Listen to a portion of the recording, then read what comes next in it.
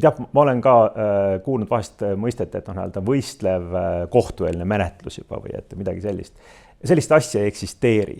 See tegelikult tähendaks seda, et kaitsja peaks sisuliselt suutma läbi viia mingi alternatiivse menetluse, koguma omad tõendid ja tehniliselt ja õiguslikult isegi võib-olla võiks seda kuidagi reguleerida, aga jälle me tuleme sinna, et kes sellest maksab ja jälle me jõuame natuke selle nagu väiteni tagasi, et ma ei ole kindel, et kas selline õigusmõistmise süsteem oleks Eestile omane, sest oleks selge, et sellist oma kriminaalmenetluse läbiviimist ja kaitse poolt mingisugune täiemahulise tõendite kogumist saaks lubada ainult 1, 2, 3, 4 inimest Eestis.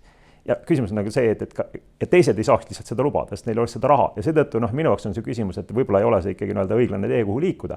Küll, aga seal on mingid mõned nüansid on kindlasti see ja selle kohta on isegi nagu eelnõu, et ikkagi täna probleem on ju selles, et advokaat isegi ta teab, et kuskil riigiasutuses on mingid tõend ja kirjutab, et palun mulle see väljastada, keegi väljastada, et tal ei ole lihtsalt isegi, kui ta tahab, siis ei ole võimalik ühtegi tõendit sisuliselt kätte saada, kui inimene on vabatahtlikult seda välistab ja üks regulatsioon on nüüd see, mis on tsiviilkohtumenetluse ammu tegelikult olemas, et sellisel juhul advokaat saab pöörduda kohtu poole ja paluda kohtumäärust ja siis kohus otsustab, kas seda tõendit on vaja või ei ole ja siis kohtumäära alusel see tõend väljastatakse. See oleks mõistlik.